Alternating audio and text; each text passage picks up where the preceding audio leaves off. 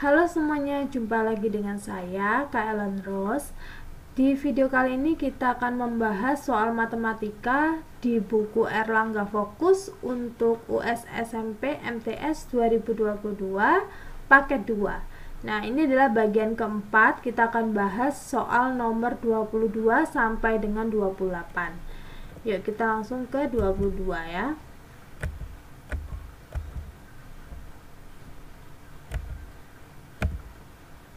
Oke, perhatikan gambar. Di sini Pak Danu berdiri di atas sebuah mercusuar yang memiliki ketinggiannya dalam 48 meter. Pak Danu melihat dua buah perahu nelayan, yaitu perahu P dan perahu Q. Nah, jarak Pak Danu ke perahu P ini adalah 52 meter, sedangkan jarak Pak Danu ke perahu Q itu adalah 80 meter. Nah, posisi perahu P, Q, dan mercusuar ini adalah segaris. Nah, tentukan jarak perahu P dan perahu Q. Nah, kalau kita lihat di sini ya, berarti di sini ada dua segitiga, ya, yaitu segitiga pertama itu adalah ini Pak Danu, berarti anggap saja ini D ya, D, P, dan ini mercusuar, anggap saja ini M, ya kan? Dimana DM ini adalah 48, kemudian DP ini adalah 52. Oke. Nah, kemudian yang segitiga kedua ini segitiganya agak besar. Nah, seperti ini ya. Ini adalah mercusuar, ini adalah Pak Danu di sini. Kemudian dan ini perahu Q. Ya. DM-nya ini adalah 48, kemudian DQ-nya ini adalah 80. Oke. Nah, perhatikan kita akan mencari panjangnya PM dan panjang QM. Ya, karena ini yang perlu. Nah, caranya adalah kita akan pakai rumus Pitagoras ya. Tentunya kita akan pakai triple Pitagoras. Jadi angka cantik yang ada dalam Pitagoras ya, meliputi 3, 4, 5 atau 6, 8, 10, bisa juga 5, 12, 13 dan seterusnya ya. Nah, pertama kita fokus pada segitiga kecil terlebih dahulu ya, yaitu segitiga PMD ya. Nah, di sini kalau kita lihat angka 52 ini adalah 13 kali 4 ya kan, 13 kali 4. Oke, nah sekarang kita akan fokus kepada angka 4, berarti 48 ini adalah 12 dikali 4 ya kan. Nah sekarang kita lihat triple Pitagoras pada 13, 12 ya. Kalau 13, 12 berarti ini adalah 5 ya. Jadi ini adalah 5 dikali 4 untuk PM nya. Jadi PM ini adalah 20. Nah, jadi di sini adalah 20. Oke. Nah, kita lanjut kepada segitiga yang besar, yaitu QMD ya, QMD. Kalau kita ingat 80 ini adalah 8 dikali 10 ya kan. 48 ini adalah 8 dikali 6 ya. Berarti yang kita akan fokus pada triple Pitagoras 10, 6. Kita cek di sini ya, 10, 6. Nah, ini 10, 6 dan 8 ya. Jadi di sini adalah 8 dikali 8 ya. Nah, ini adalah triple Pitagoras ya. Kalau ini tadi berarti 5. Nah, ini adalah 8 ya. Berarti 8 kali 8 ini adalah 64 ya kan. Jadi kalau panjangnya Q sampai ke M ini adalah 64, maka panjangnya dua perahu ini adalah 44 ya. Jadi kedua perahu ini panjangnya adalah 44. Oke, seperti ini ya. Ini adalah angka dari triple Pitagoras ya. Jadi kalau angkanya besar-besar dan menyangkut segitiga, kalian tidak usah bingung-bingung ya. Kalian cukup memfaktorkan dari angka-angka ini saja ya, angka triple Pitagoras. Oke, kita lanjut ke soal nomor 23. Di sini diketahui AB adalah garis singgung persekutuan dalam dengan panjangnya adalah 7 akar 5 ya. Panjangnya AB adalah 7 akar 5, saya tulis di sini. Kemudian jarak kedua titik pusat ini adalah 21 cm yaitu panjangnya MN, panjang BN adalah 4 ya. Nah, perhatikan pernyataan berikut ini dan pernyataan yang benar adalah berarti kita akan memilih pernyataan yang benar saja. Nah, sekarang kalau kita lihat pada gambar, ini ada salah satu bagian yang belum diketahui dan harus kita cari, yaitu panjangnya MA ya, atau jari-jari yang besar ini berapa. Nah, bagaimana cara mencarinya? Kita tahu bahwa jarak kedua titik pusat yaitu MN kuadrat itu sama dengan panjangnya garis persekutuan dalam yaitu AB kuadrat yang ditambahkan dengan kuadrat dari jumlah jari-jari ya, baik jari-jari besar tambah jari-jari kecil kemudian dikuadratkan, itu kita akan jumlah semua. Nah, berarti kalau kita masukkan di sini maka MN kuadrat yaitu 21 kuadrat itu sama dengan panjangnya AB kuadrat yaitu 7 akar 5 kuadrat ya, kita tambahkan dengan jari-jari besar ditambah dengan jari-jari yang kecil yaitu 4 ya. Nah, ini kuadrat. Nah, kalau kita keluarkan berarti 21 kuadrat ini sama dengan 7 kuadrat ya, kita kalikan dengan akar 5 kuadrat. Nah, pasti seperti ini ya, jadi dikali 5 ya, ini ditambah R plus 4 kuadrat ya. Nah, kalau kita mencari yang ada dalam kurung ini, nah seperti ini yang kita cari, maka 21 kuadrat kita kurangi dengan 7 kuadrat kali 5 ya, kita kurangi. Jadi kalau kita lihat 21 itu adalah 7 kali 3 ya, yang dikuadratkan. Nah, berarti seperti ini ya, dikurangi 7 kuadrat kali 5. Nah, ini adalah R plus 4 kuadrat. Oke.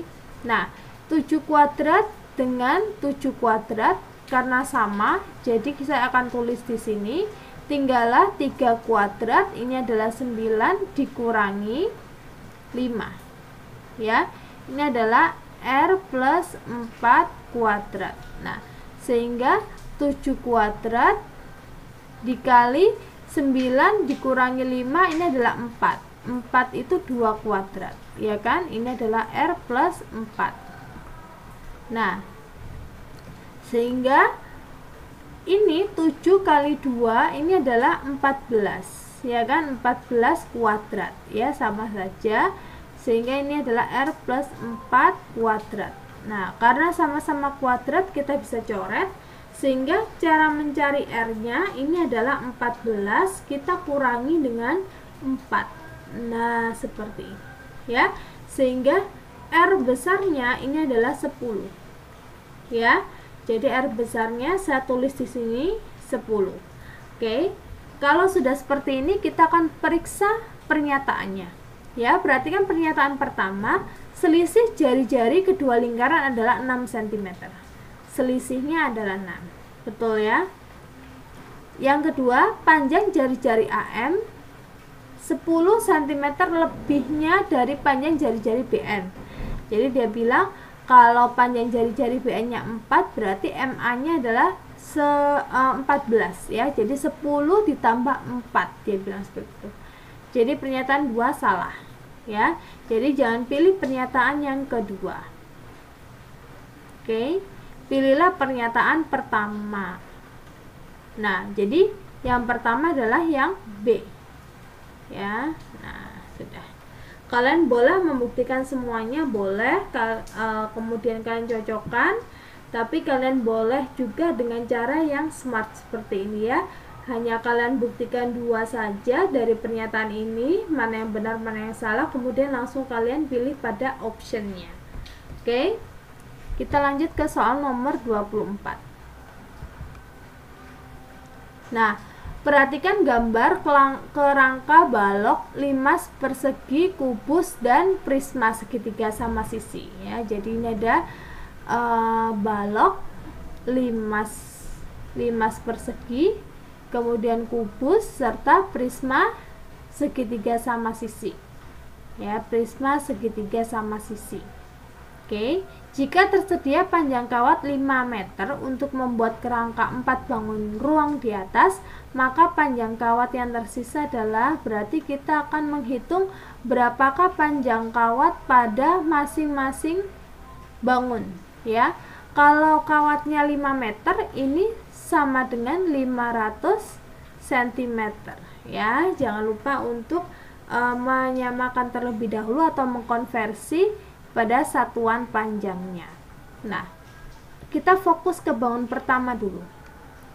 Bangun pertama, kalau kita lihat panjangnya ini ada 4 ya, 1, 2, 3, 4 ya.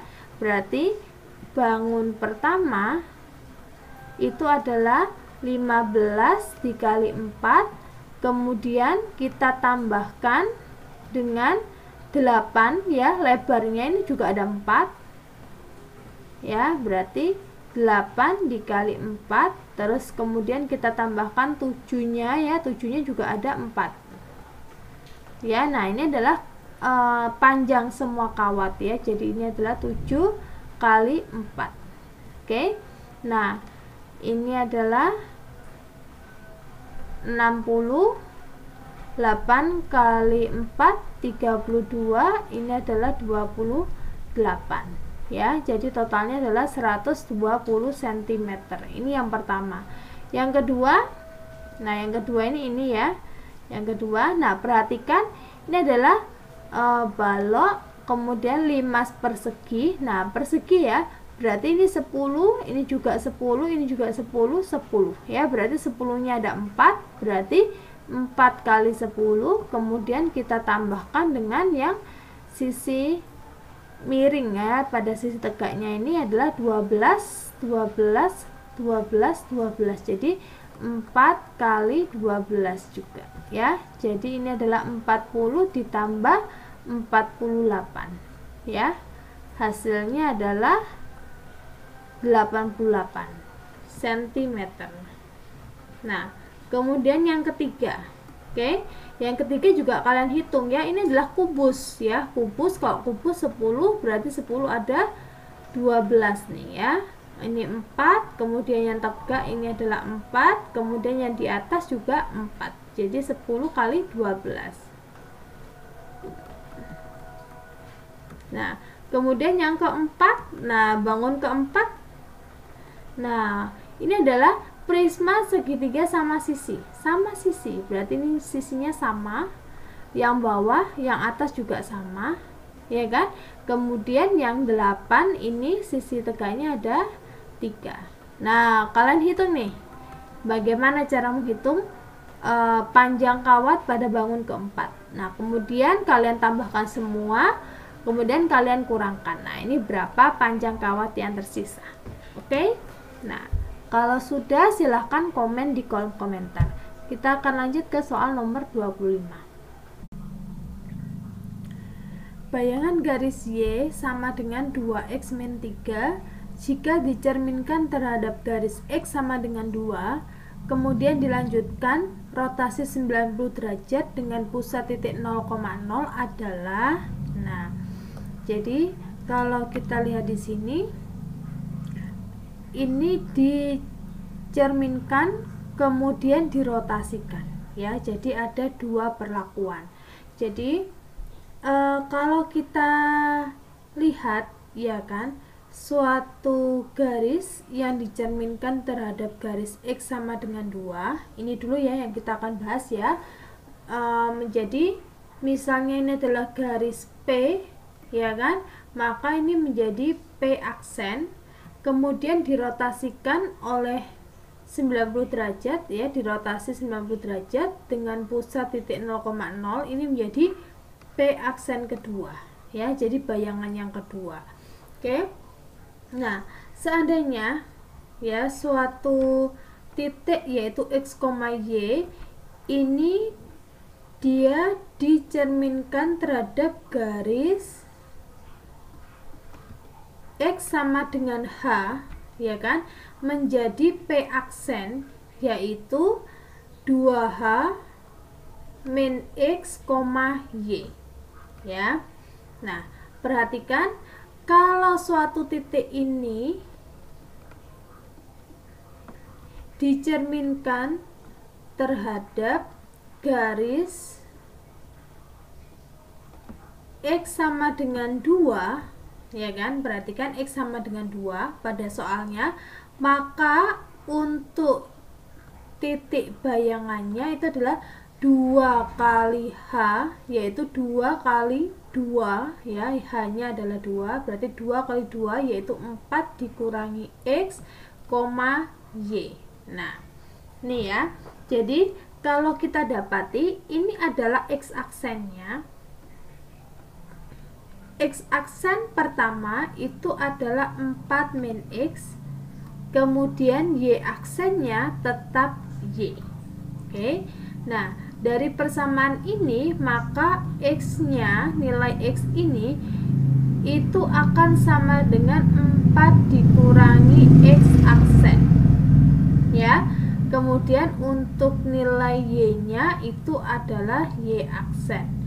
Oke. Nah, sekarang perhatikan dari kalimat ini, maka bayangan garis Y sama dengan 2X min 3, ya.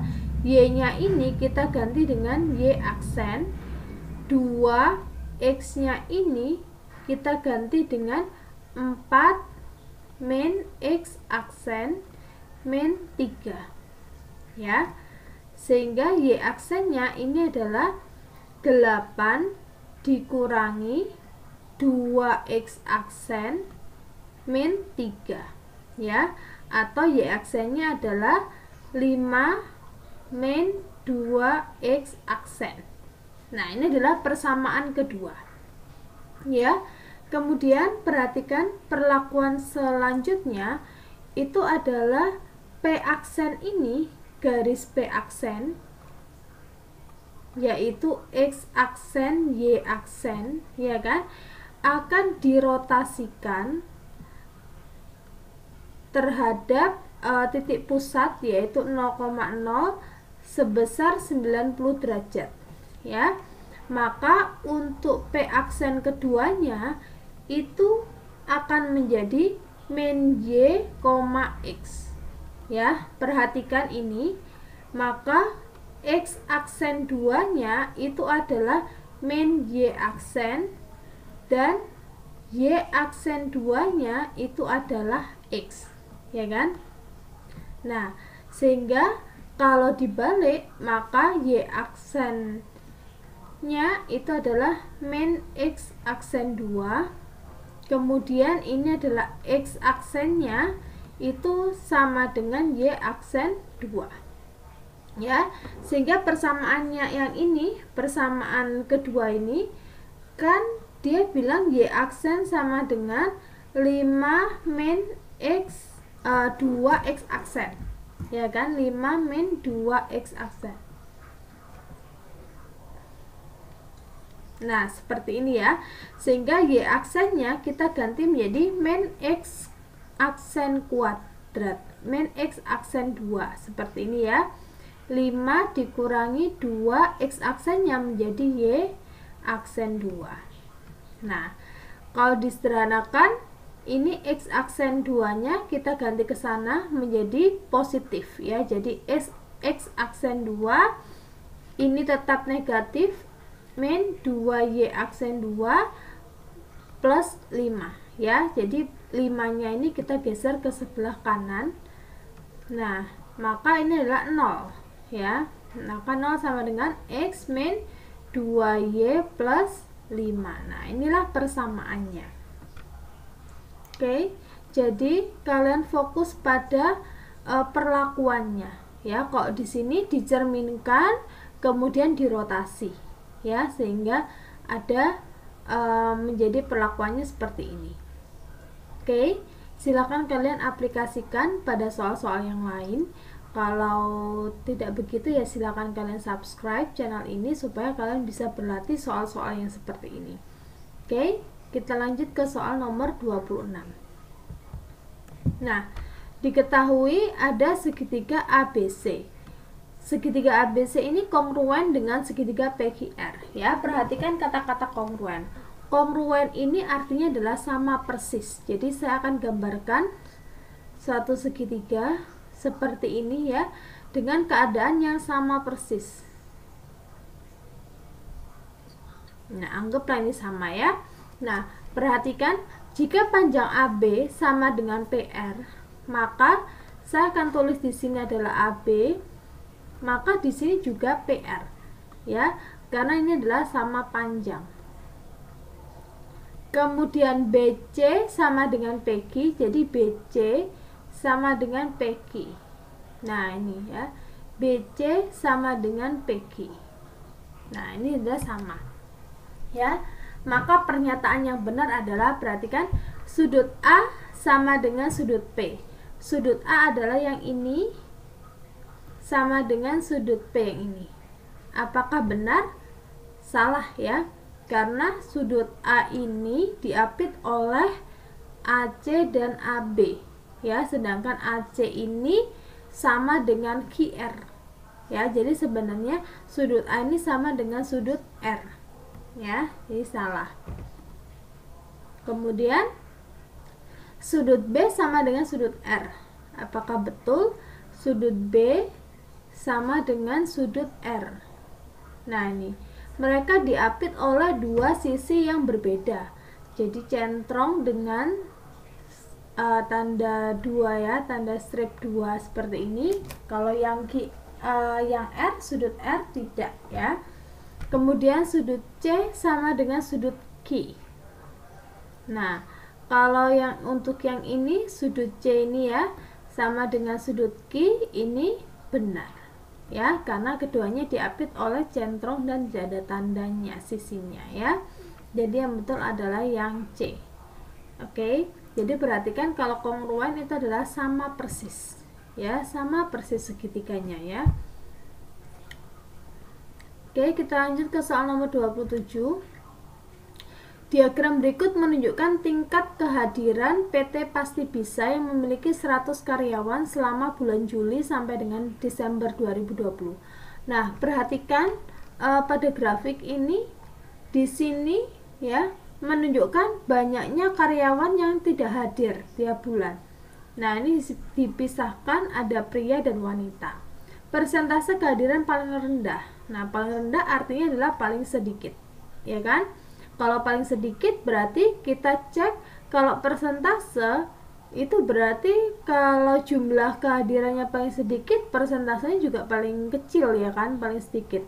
Nah, maka kita cari jumlah dari persentase tiap bulan yang paling sedikit. Contoh ya, Juli, pada Juli ini adalah prianya 3, wanitanya adalah 1, ya kan? 3 tambah 1 yaitu 4. Nah, ini Juli. Kemudian Agustus 3 ditambah 2, 5 Agustus. Kemudian September ini adalah 5 dan seterusnya ya. Nah, kalian cari kehadiran yang paling rendahnya itu di bulan apa. Oke, komen ya. Kita langsung ke soal nomor 28. Nah, diketahui nilai rapor 3 siswa adalah sebagai berikut. Berdasarkan nilai rapornya ketiga siswa tersebut, maka pernyataan yang benar. Oke, pernyataan yang benar. Kita lihat di sini, ini adalah 7, pasti rata-ratanya adalah 7. Ya kan? Kemudian ini siswa B, kalian cari rata-ratanya. Kalau yang bingung cari rata-rata, kalian tambahkan aja. Jadi 4 tambah 6 tambah 7 tambah 7 tambah 7 tambah 9, kemudian ditambah 9 ya. Jadi 4 tambah 6 ini adalah 10, ditambah 7 nya kali 3 yaitu 21, tambah 9 tambah 9 ini adalah 18 ya. Kemudian ditambah dulu, kemudian ini dibagi 7 ya. Nah, nanti hasilnya berapa? Siswa C juga sama. Apakah rata-rata hitung nilai ketiga rapor tidak sama? Atau median? nilai hitung ketiga rapor tidak sama, median itu nilai tengah ya, berarti ini 1, 2, 3, 4. Nah ini adalah keempat.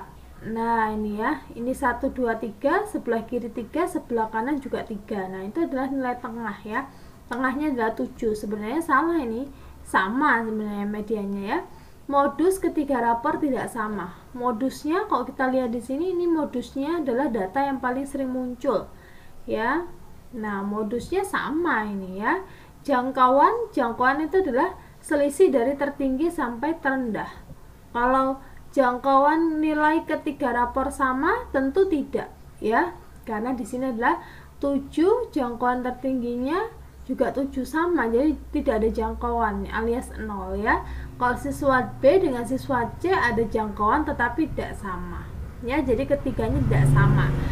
Jadi jawabannya adalah yang A, karena rata-rata hitung nilai ketiga rapor tidak sama ya, itu yang benar. Meskipun siswa A dan siswa B mungkin mempunyai rata-rata yang sama, tetapi tidak untuk siswa C ya. Jadi jawaban yang paling tepat pada option A, B, C, D adalah yang A. Oke.